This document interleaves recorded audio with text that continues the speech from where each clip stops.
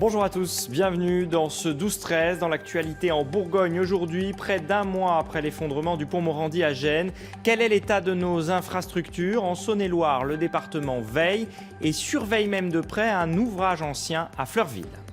Le Hollande Tour se poursuit. L'ancien président était en dédicace hier au Creusot pour son ouvrage Les leçons du pouvoir, un temps d'échange qui montre qu'il n'en a toujours pas fini avec la politique. Enfin, c'est votre tour, nous emmène à Dammartin-Marpin, près de Dole, avec Amélie Douet.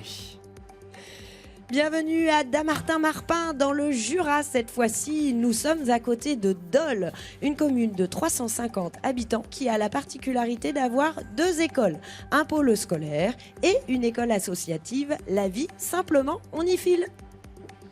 On vous retrouve dans quelques instants, Amélie.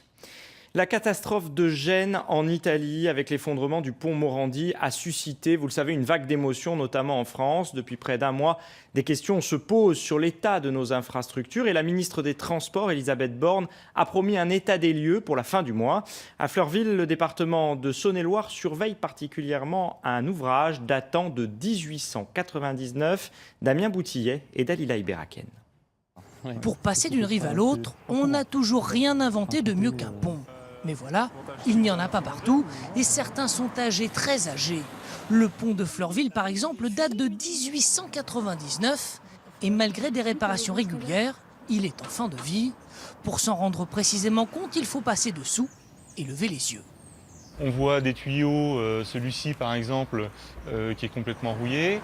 On voit là-bas des poutres qui sont feuilletées, c'est-à-dire que une plaque métallique a rouillé à tel point que les différentes couches s'écartent et qu'aujourd'hui on n'a plus une plaque, on a un millefeuille en acier rouillé, c'est-à-dire qu'en termes de résistance, il n'y a plus beaucoup de choses. Mais c'est dangereux, il peut s'écrouler.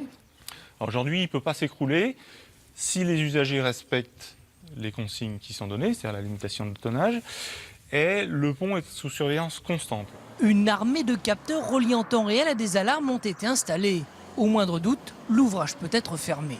Mais si les conducteurs constatent facilement que le pont est dégradé, ils font confiance aux ingénieurs et ne paniquent pas avant de l'emprunter. Non. Non, pas du tout. Combien de temps ça va durer, on ne sait pas. Bon, autrement, ça, il est encore assez costaud, je pense. Il y a peut-être un risque. Mais après, bon...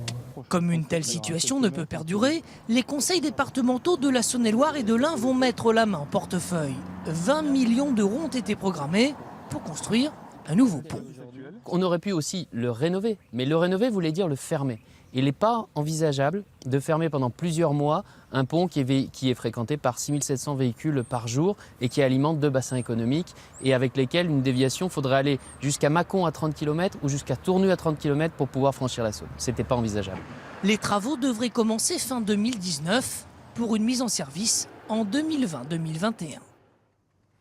Et toujours sur la route, la gendarmerie de Saint-Germain-du-Plain lance un appel à témoins suite à la conduite dangereuse d'un camion entre Ouroux-sur-Saône et Épervan. Les automobilistes qui circulaient en direction d'Épervan le 29 août dernier et qui ont croisé le camion en contresens sont invités à contacter la gendarmerie. Vous le voyez, tous les détails sur notre site internet. Plus de 58 000 mètres carrés, la nouvelle plateforme logistique Lidl est inaugurée aujourd'hui à Montchanin.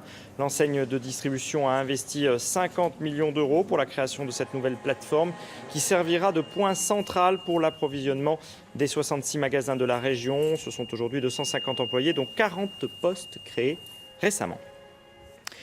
Je vous le disais en titre, François Hollande était donc au Creusot hier, toujours dans le cadre de sa grande tournée de dédicaces débutée en avril dernier pour son livre Les leçons du pouvoir. Une tournée de réhabilitation en quelque sorte de son quinquennat où plane toujours l'ombre d'un retour. Fanny Borius, Anthony Borloo. Aucun élu du département n'est venu accueillir François Hollande à sa descente du train. Qu'importe pour l'ancien président, c'est bien les Français qu'il est venu voir et ils sont nombreux à l'attendre à la librairie du Creusot pour une séance de dédicace en forme de retrouvailles. Il les a toujours reconnus, donc... Merci. Je suis venu pour voir M. Hollande parce qu'en fait, il a passé une loi qui a été votée pour la prime d'activité et ça a changé notre pouvoir d'achat. La prime d'activité, pour nous, c'est 300-400 € de plus tous les mois. Donc je viens pour lui dire merci.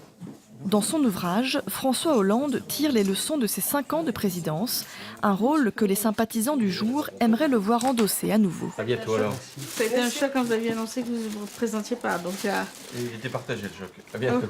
Oui, moi c'est vrai que j'aimerais qu'il se représente. Ouais, je pense que il est encore jeune pour un politicien et voilà. Je pense qu'il a encore sa place. Ouais. Je ne peux pas dire que ça ne me touche pas, parce que ce qu'ils me disent, vous avez vu, c'est sur ce que j'ai fait, parce que je vais promettre. Finalement, les reproches sont à trouver du côté des élus. Certains n'ont pas tiré les mêmes leçons du pouvoir que François Hollande, dont la présence médiatique ne peut être à leurs yeux qu'éphémère. À bientôt. On est dans une phase d'incertitude dont on va sortir. Mais pour l'instant, il n'y a pas de figure qui émerge. Et donc il y a un espace politique qui l'occupe avec le statut d'ancien président de la République. C'est une des images fortes du moment. Je pense que l'essentiel du travail est devant nous et qu'il va falloir qu'on construise la suite.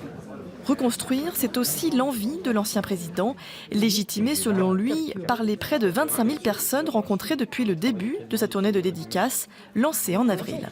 La CSG, d'un certain sujet, c'est si ce pouvoir devait connaître des difficultés, il en connaît pour cette rentrée, c'est de savoir comment une autre politique, comment une opposition crédible pourrait se faire entendre. Et c'est cette recomposition qui me paraît être la tâche principale. Et c'est à des formations politiques de s'en emparer, à des personnalités de s'y investir. Et moi, je les aiderai.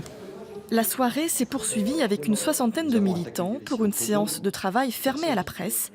Pas résigné, François Hollande tente de recoller les morceaux d'une gauche émiettée. Tu sais que tu es ici chez toi. On en vient à un engouement qui plairait beaucoup à François Hollande, amateur de foot. Les maillots Griezmann, Mbappé ou Pogba n'ont pas été achetés pour rien. Hier, c'était la reprise des entraînements sportifs. Les clubs de foot bénéficient largement de l'effet champion du monde, comme ont pu le vérifier dans Lyon Basis Jaouti et Claude Eudes. Pour la reprise de l'entraînement à l'école de football du Stade Auxerrois, l'effet Coupe du Monde se voit aux maillots portés par les enfants. Pour la plupart d'entre eux, c'est une grande première. Ils n'ont jamais joué en club. Ils ont vu à la télé Griezmann et Mbappé devenir champions du monde. Quelques mois après, les voici à leur tour sur la pelouse. Ça m'a donné envie de faire du foot. Quoi donc? La Coupe du Monde? Oui. Je dis veut faire pareil. Pareil que qui? Quel joueur? De Griezmann. Aujourd'hui, il fallait faire la queue pour s'inscrire. Et pour les parents, pas de doute, l'équipe de France et la Coupe du Monde ont séduit leurs enfants.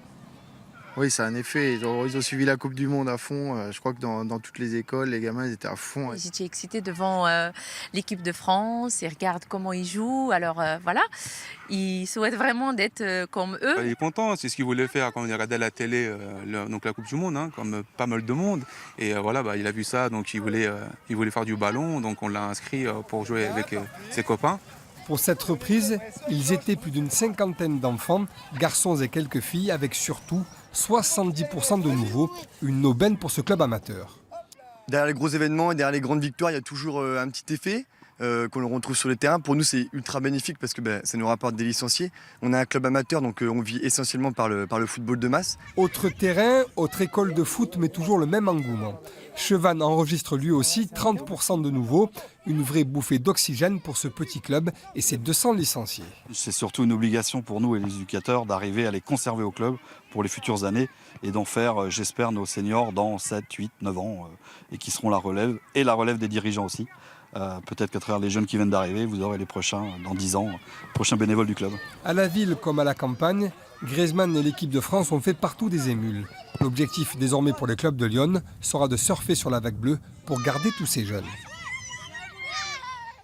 Et il est temps de retrouver C'est votre tour. Aujourd'hui, près de Dole, au pied du mont Roland, précisément à Dammartin-Marpin, à la découverte d'une école pas comme les autres, une école associative. Bonjour Amélie Douai.